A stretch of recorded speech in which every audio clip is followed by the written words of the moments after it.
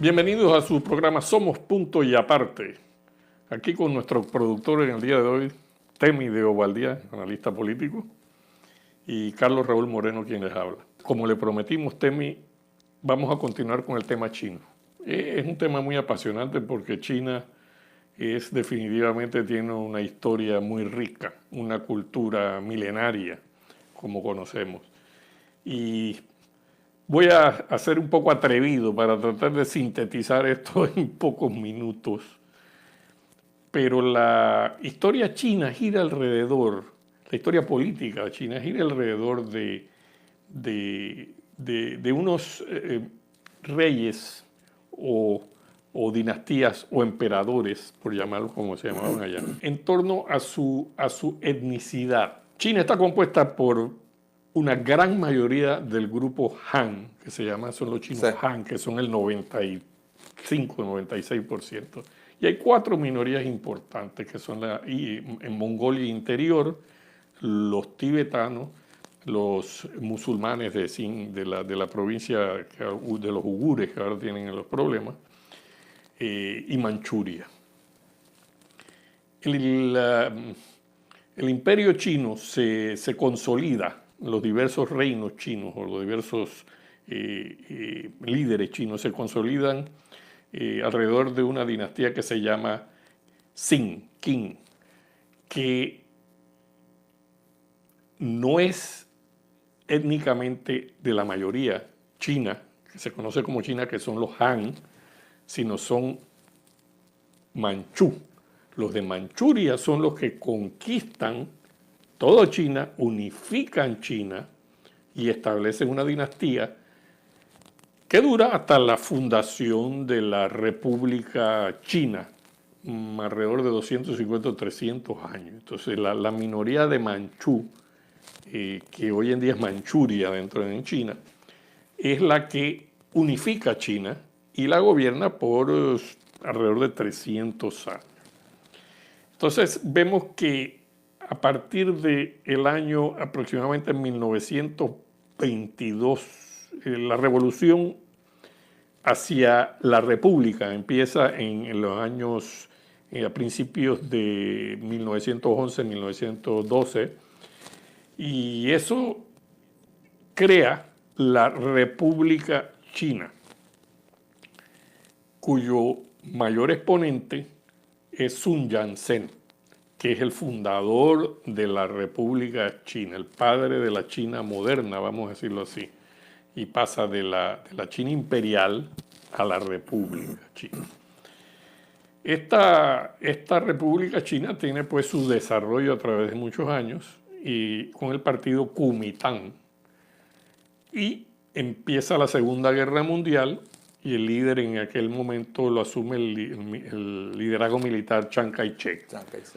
Y después entra en conflicto con los comunistas de Mao y de ahí viene, en la derrota de Chiang Kai-shek y el Kuomintang, salen en la retirada y se van a la isla de Taiwán. Con 2 millones de chinos. De chinos. Toman la retirada. Entonces China la conquistan los comunistas de Mao. Eso es un resumen atrevido y muy rápido de la historia china, porque si entramos en relaciones con China, yo creo que los panameños tenemos que educarnos un poco sobre la historia de China, pasada y presente, y para poder proyectar hacia dónde va nuestra relación a futuro con ellos. Vemos pues que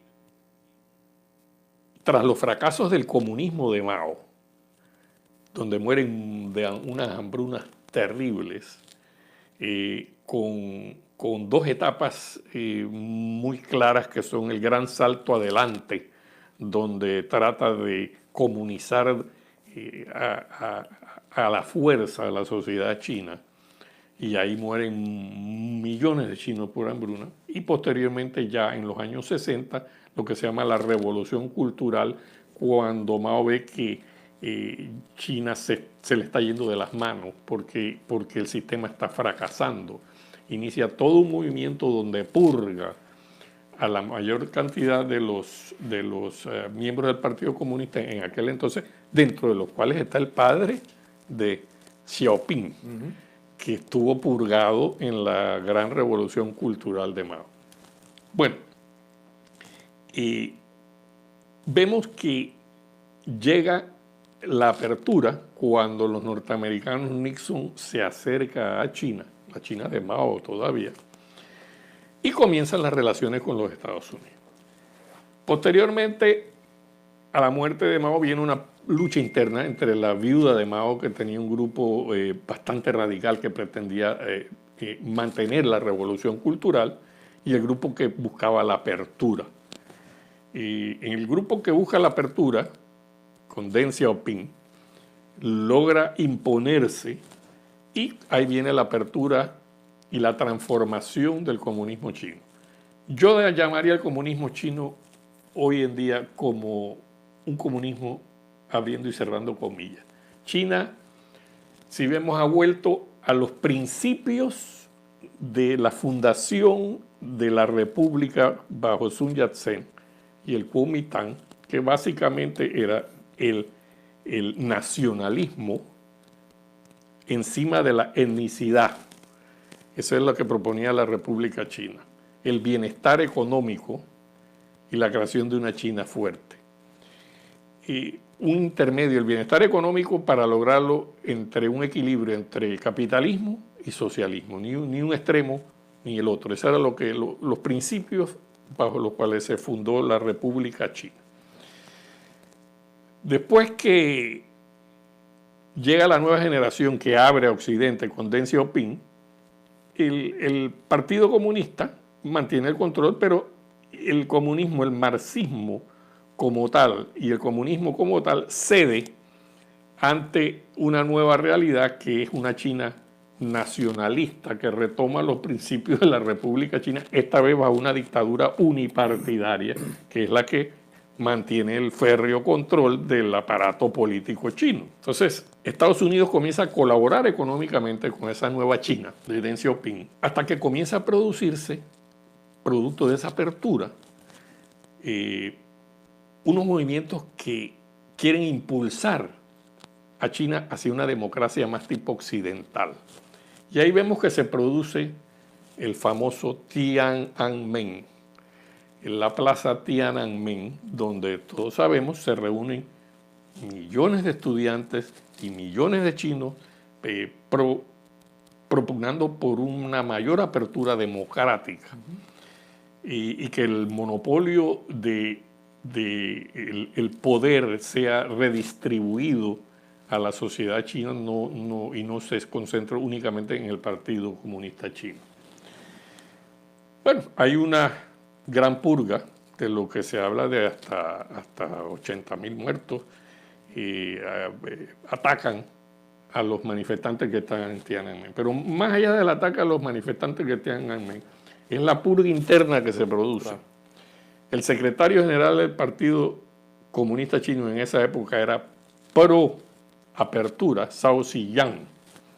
Zhao Ziyang es purgado junto a muchísimos, alrededor de 4 millones de miembros del Partido Comunista Chino están sujetos a investigación en esa época y muchísimos son purgados. Y entonces prevalece la línea dura, en el sentido de crear el Partido Comunista, mantener un control férreo y proclamar y ir ahondando más en el nacionalismo como bandera que guía la expansión económica. Dicho esto, tenemos que agregar en la parte económica que hablamos la vez pasada, que creo que tú lo mencionaste, que habían 600 millones de chinos, y es cierto. El gran bienestar y la gran prosperidad lograda en China es básicamente un experimento que se circunscribe a la costa este, las grandes ciudades, sí. Guangzhou, Shanghai, Hong Kong. Esa es la costa que pega al mar. La China sureste. Al sureste. Sureste, la costa que pega al mar. Beijing está en el norte. La costa que pega al mar es el gran experimento capitalista chino, y no todos los chinos se pueden ir a vivir allá. No. El ingreso allá es regulado y limitado. Sí.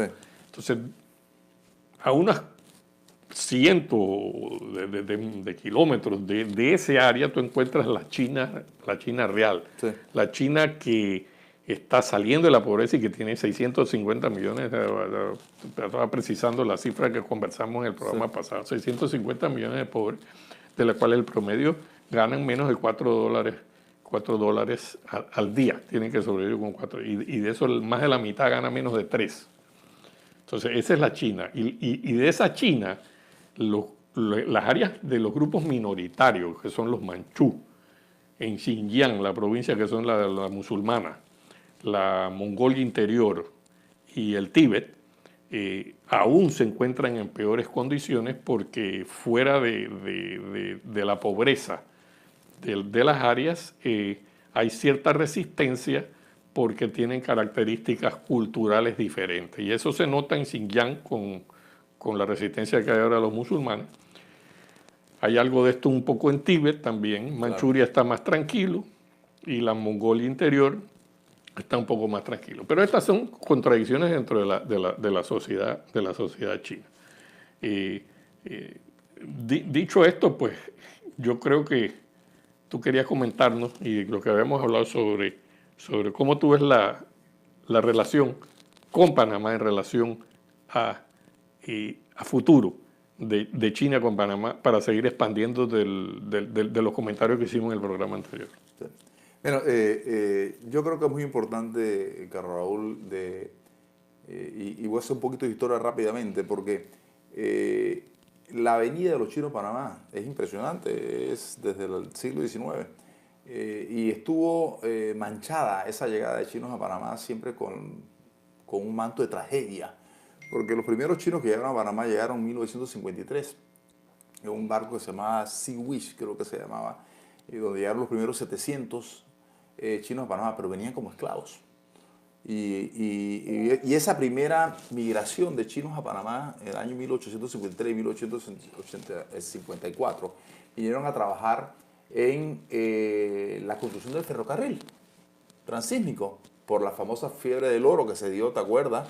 En esta región y que llegaba a California.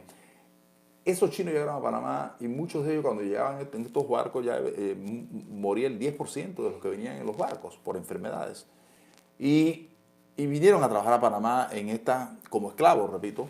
Y esa esclavitud no solamente se ve en Panamá, esa esclavitud de chinos que vinieron a América, vinieron a Canadá, vinieron a Estados Unidos, vinieron a Cuba, a Jamaica y venían en la condición de esclavos.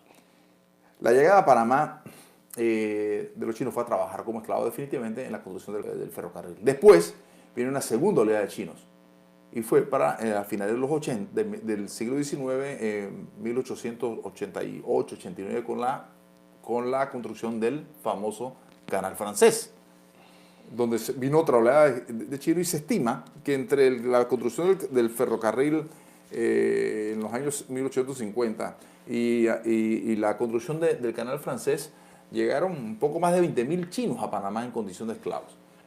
Como todos sabemos, los franceses no lograron, los franceses que venían de construir el canal de Suez exitosamente no lograron construir el canal de Panamá, producto en gran medida de lo difícil y sinuoso del terreno y por las enfermedades tropicales. Y muchos chinos murieron producto de esas enfermedades tropicales. Pero la llegada de los chinos siempre estuvo manchada de sangre y de dolor en Panamá.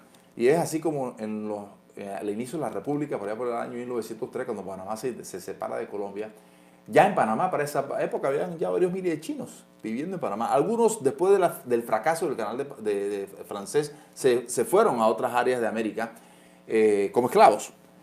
Y quedan en Panamá algunos miles de chinos, un par de miles de chinos en Panamá. Ya para los principios de los 1900, para que tengas idea, ya había en Panamá cerca de 600 negocios chinos en Panamá. Y para esa época comenzó a darse una gran xenofobia contra los chinos en Panamá. Por eso que en el año de 1903 los chinos son declarados en Panamá inmigrantes indeseables mediante una ley. Es impresionante, o sea, que la llegada de los chinos a Panamá desde el inicio de nuestra creación como república estuvo siempre un camino difícil, de rechazo. Y vamos más allá. En el año 1913 se hizo una ley donde solo le impusieron impuestos exclusivamente a los negocios chinos en Panamá. Y en 1928 se trata de regular, porque todos estos chinos en Panamá no eran ciudadanos, había ilegalidad en su presencia migratoria en Panamá, y se trata de regular, y se regula mediante una ley la presencia y los declaran ciudadanos de la República. Pero llega Arnulfo Arias al poder, y Arnulfo Arias en la Constitución que promulgó en 1941 le quita la ciudadanía a los chinos nuevamente, y los chinos quedan entonces en una laguna legal total, porque ya no son ciudadanos, pero en la Constitución de 1946 se vuelve a reconocer la ciudadanía que le había quitado en 5 años anteriores a Arnulfo Arias, y los chinos vuelven a ser ciudadanos panameños. Así ha transcurrido, hubo una baja en la migración china a Panamá, y es muy importante este punto para que entendamos. La mayor migración china a Panamá viene de una región de China que es la región de Cantón. Por eso que en Panamá el idioma más importante de China es el mandarín, y el idioma más hablado de China es el mandarín. Sin embargo, la mayoría de los chinos que han llegado a nuestro país son de la región de Cantón. Por lo tanto, los chinos en Panamá hablan más cantonés que mandarín. Y yo me he encontrado muchísimos chinos en Panamá que no hablan mandarín, pero que se hablan cantonés, y que ya son descendientes de padres chinos o de abuelos chinos en Panamá. Y esa es la explicación de por qué muchos chinos en Panamá no hablan el mandarín, sino que hablan el cantonés. En los años 60 y 70 bajó la migración china a Panamá, pero esa migración volvió a subir en los años 80 y los años 90. Volvió a subir la migración china a Panamá, y ya fue un poquito más amplia, no solamente de las regiones de Cantón, sino que vinieron de otras regiones de China. Hoy en día en Panamá se estima aproximadamente que hay 20.000 negocios de ciudadanos chinos en Panamá. 20.000 negocios. ¿Y dónde están básicamente ubicados los negocios? Bueno, los famosos pequeños supermercados o mini super, como le llaman popularmente, en los barrios de nuestra periferia, o en los barrios o en los pueblos del interior del país. Yo he ido a Darién y hay pequeños negocios, tiendas chinas en Darién, o en un pueblito chiricano, un pueblito santeño. Hoy en día los chinos están por todos lados. En negocios de ferretería y en negocios de lavandería. O sea que no es nada pequeño. Hoy en día 20.000 negocios de chinos en Panamá es un mundo, una cantidad importante. Otro aspecto a destacar es que la población china, déjame decirte, hay grandes empresarios chinos también. Sí, también hay grandes empresarios chinos. Tenemos Fermín Chan, por ejemplo. Es un caso en Colón. Tenemos la agencia Benedicto Wong, claro, que es una agencia muy importante. En Colón, en la zona libre, hay empresarios importantes. Entonces, y esos chinos básicamente, ¿dónde se arraigaron mayoritariamente? En las ciudades terminales de Panamá y Colón. Ahí se encuentra la mayor cantidad de chinos que han llegado a nuestro país. Y hoy en día se estima, hubo un momento que se habló que los chinos en Panamá podían conformar el 10% de la población panameña, pero eso ha bajado un poco por las migraciones que hemos recibido de otras partes. Hoy en día se estima que alrededor del 8% de la población panameña es de origen chino. Por supuesto que hoy en día, legalmente, en Panamá creo que hay más ciudadanos colombianos que chinos registrados, pero en este momento la colonia china puede ser la segunda colonia más importante. Eso no está, numéricamente no está bien determinado todavía. La segunda colonia más importante presente en Panamá en números de personas, pero comercialmente es una colonia muy importante, y nos las encontramos básicamente hoy en día. ¿Quién en este país no va al Dorado? Y al Dorado hoy en día, alrededor de Supercentro El Dorado, básicamente ese barrio se ha convertido en un barrio donde pululan y donde se ven y se pueden ver los negocios de los chinos y los ciudadanos chinos. Hoy en día la avenida B y todo el área de Salsipuede está lleno de negocios chinos. O sea que los chinos han venido definitivamente siendo una colonia que creció con nosotros como república. Y ahora, ante tu pregunta, ¿qué vemos hacia adelante? Y nuestro trabajo aquí no solamente es analizar las situaciones que se van dando, sino en gran medida también ayudar a educar. Y nosotros nos autoeducamos y ayudamos a los que nos ven, a los amigos y amigas que nos ven, a educar también. Y creo que, como dije la vez pasada, es importante que se hayan establecido relaciones con China. Sin embargo, las relaciones con China no en todas partes han sido beneficioso. Por ejemplo, en África hubo un experimento en Tanzania, hubo un experimento en Congo, hubo un experimento en Zambia, ha habido experimentos en varios países africanos. Y algunos experimentos, en algunos casos han sido positivos. Por lo menos en el área de las telecomunicaciones ha sido positivo. Hay experimentos en área de salud en los países africanos que han sido positivos. Pero en el área de megaestructuras no ha sido positivo. ¿Por qué? Porque los chinos dan el financiamiento, los gobiernos compran estas grandes megaobras en estos países, sobre todo en África se dio mucho la construcción de vías ferroviarias. Los gobiernos se endeudan, los chinos les prestan a través de su banca, y hubo casos como en el Congo, si mal no recuerdo ahorita, donde el gobierno no pudo pagar y los chinos abandonaron la obra y quedó el gobierno del Congo endeudado. Entonces ahí es donde tenemos que tener cuidado porque los chinos sí tienen mucho dinero ahorita y los grandes bancos chinos hoy en día y se van a instalar en Panamá son bancos que van a prestar y lo que tenemos es que nosotros manejar nuestras relaciones con China en el ámbito de que tienen que ser unas relaciones donde nosotros ganemos, donde sacamos fortalecidos y no donde por las ansias simplemente de demostrar que como gobierno hacemos obra, nos vayamos a endeudar y vayamos entonces a hipotecarnos. Y lo peor que uno puede pasar, porque tenemos que reconocer que las grandes potencias, o imperios como lo queremos llamar, usualmente miran sus intereses y no necesariamente se fijan en los intereses del país con el cual establecen relaciones. Entonces, yo aplaudo las relaciones, establecimiento de relaciones con China. Tenemos que llevarlas de una manera que no socaven el interés nacional, que sean de beneficio para todos los panameños. Y ahí quiero dejar esa experiencia africana que la hablaba hace un momento. Y a donde tú tocas ese punto, y tocaste el punto económico fundamentalmente, hay ciertas cosas que no me han gustado, que son pequeños indicios que se dan al principio de la relación y que deberíamos tomarlos en cuenta para construir algo positivo a futuro. Primero, si usted pasa por la avenida Federico Boy, el edificio de la Universidad Tecnológica de Panamá, un edificio grande, antes que se mudara por la tumba muerto, se lo han dado al Instituto Confucio, un instituto cultural. Los chinos tienen costumbre de establecer sus institutos culturales dentro de los campus universitarios. Yo creo que en el caso particular de Panamá, por lo delicado de nuestra situación con, ya lo mencionamos en el programa anterior, el canal y la enmienda de Conchini y nuestros socios tradicionales de los Estados Unidos que tienen grandes intereses en la vía acuática, es de mal gusto. ¿Por qué?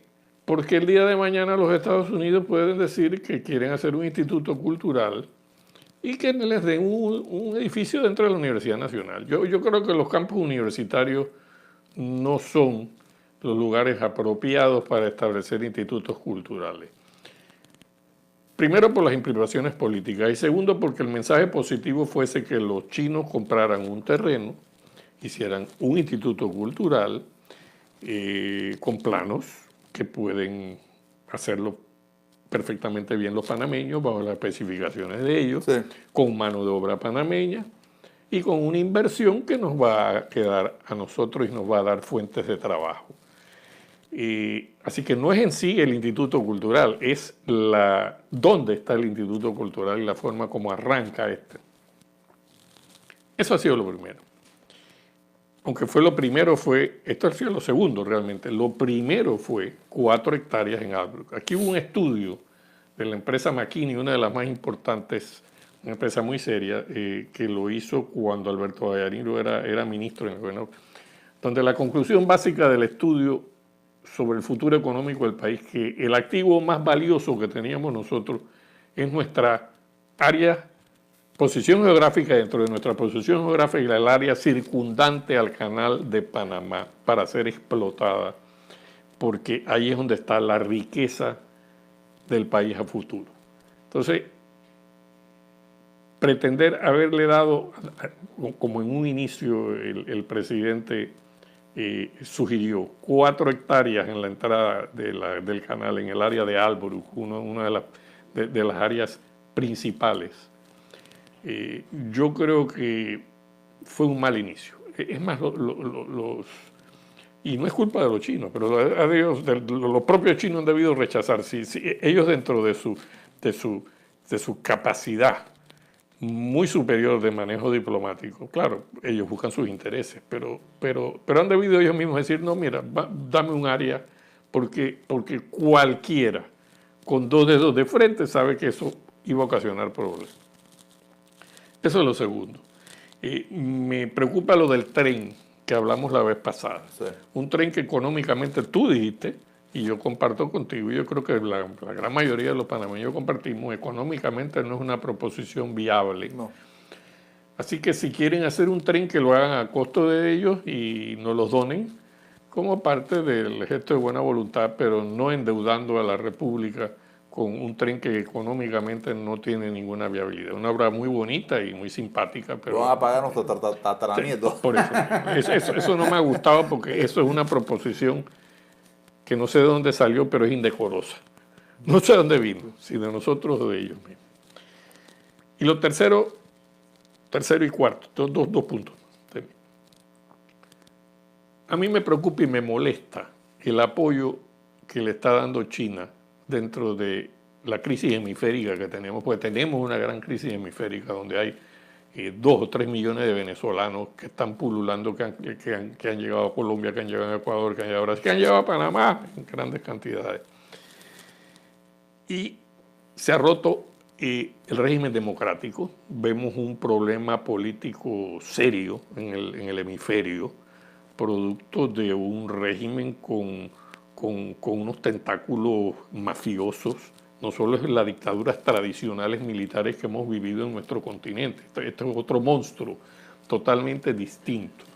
Entonces me molesta ver el apoyo que tiene China por intereses económicos, fundamentalmente en Venezuela, y su participación en apuntalar esa democracia que nos pone en contravía de las democracias de nuestro hemisferio y la gran mayoría de nuestros países. Entonces es un mensaje muy malo.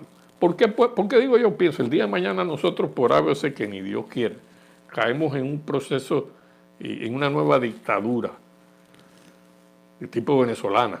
Entonces los chinos la van a apuntalar si tienen intereses económicos en contra de los panameños.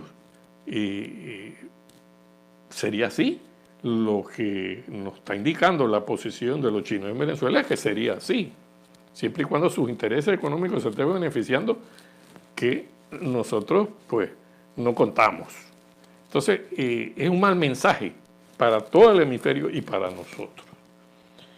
Y lo último es que en el caso de la inversión china, ya volviendo al tema económico, ellos no tienen, como tienen otros países, Estados Unidos y otros países, una ley que llaman de corrupción extranjera, Foreign Corruption Act, que hay en Estados Unidos, donde los países se cuidan de que sus empresas ganen las licitaciones o participen en la economía de otros países sin avivar, sin ser padrinos de la corrupción que tanto destruye las instituciones de todos nuestros países.